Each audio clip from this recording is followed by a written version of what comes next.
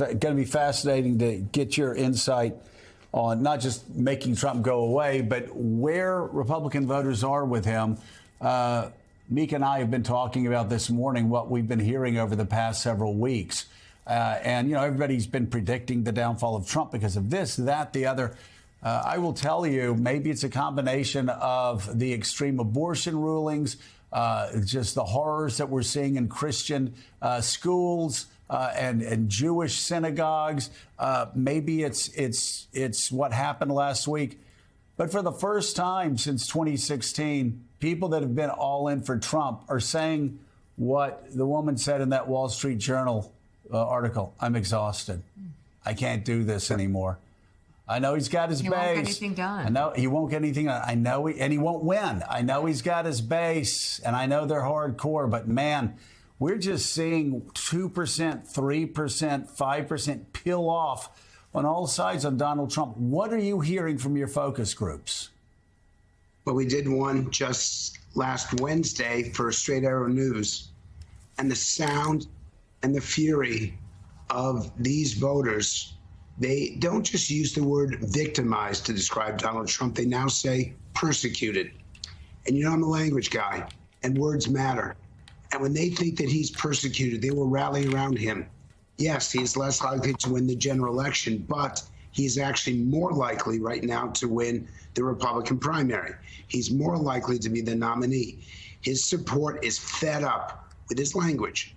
They're fed up with him attacking other Republicans. They don't like it, and they want him to stop. That said, as he goes down this legal route, if they think he's being mistreated, if they think that people are piling up on him, it makes Donald Trump a stronger candidate among Republicans, not weaker.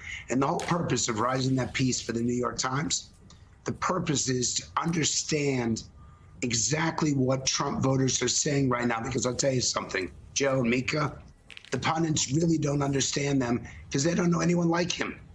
Their friends aren't Trump voters. Their colleagues aren't Trump voters. And the Trump voters are very clear in the focus group. I hope they'll play the tape that they've had enough of the negativity from Donald Trump, but that they really, really feel that he's being mistreated out there. Here's some of the responses from that focus group with Trump 2020 voters last week after the former president was arraigned in New York and following his subsequent comments from Mar-a-Lago. You asked him, Frank, to give some hypothetical advice to Donald Trump for his new presidential campaign. This is what they told you. Melody, if Donald Trump were listening to this focus group right now, what would you tell him? Let DeSantis run. That's it? That's it. Yeah.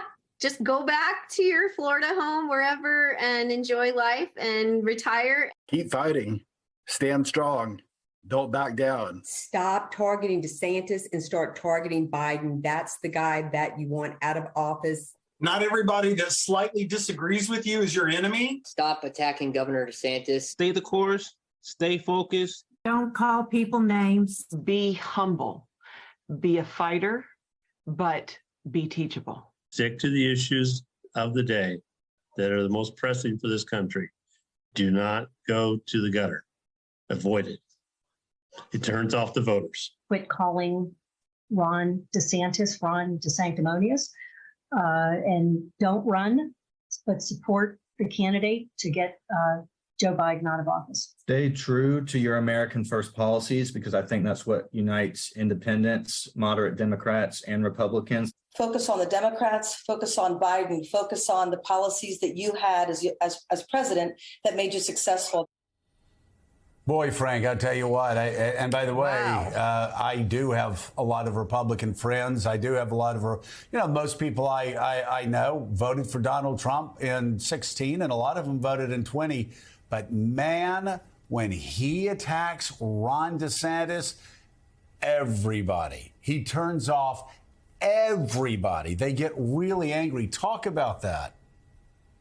Well, Straight Arrow News wanted to understand, and this is going to be up there within about 24 hours. And we've got a second segment where they talk about Ron DeSantis and Mike Pence and Nikki Haley. So you just seen a snippet of it.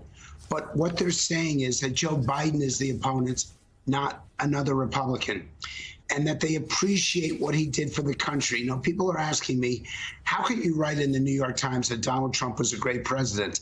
I'm not saying that. Those aren't my words. That's not my beliefs.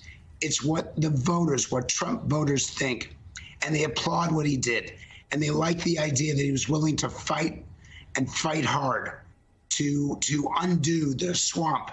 That said, they cannot stand his focus, his criticism, his gamemanship against other Republicans, and that will play badly. But I warn you guys, and I say this to the viewers, I know you don't want to hear this.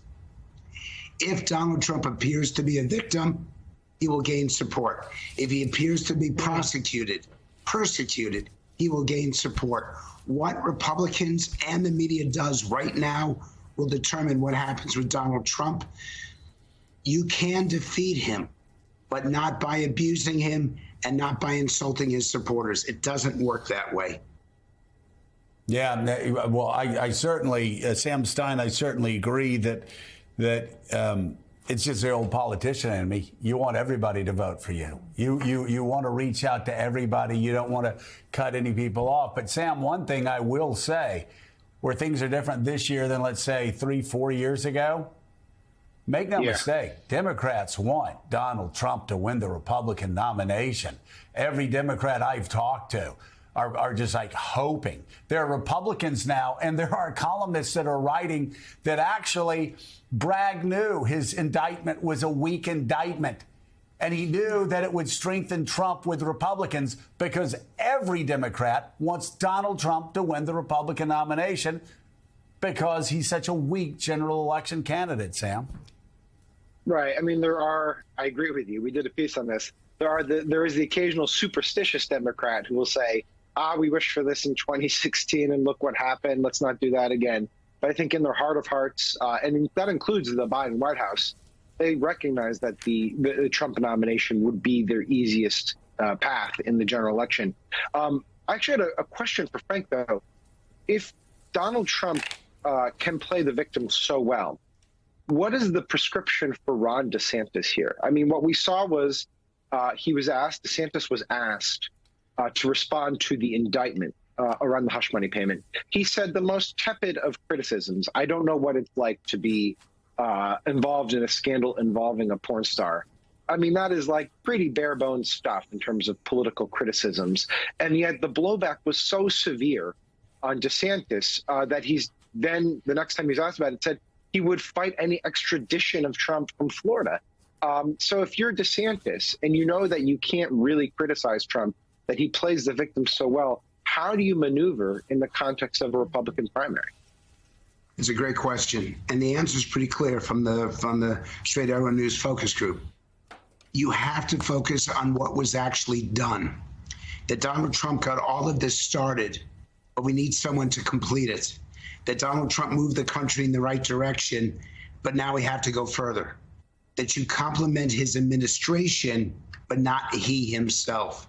And every time that Trump attacks him, just say, you know what? We can do better. We have to do better.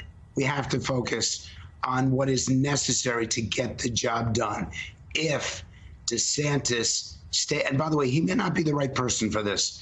It may be someone like Chris Christie, former governor of New Jersey, or Tim Scott, where you accept what the administration did, but you want to add to it. You want to go further. You want to do more. We all know, and you'd even say this, we all know what the limitations are of the former president. So let's take that agenda and let's get it done. That's what I would recommend any Trump opponent doing. Political strategist and pollster Frank Luntz, thank you very much for coming on this morning. And political investigations reporter for The Guardian, Hugo Lowell.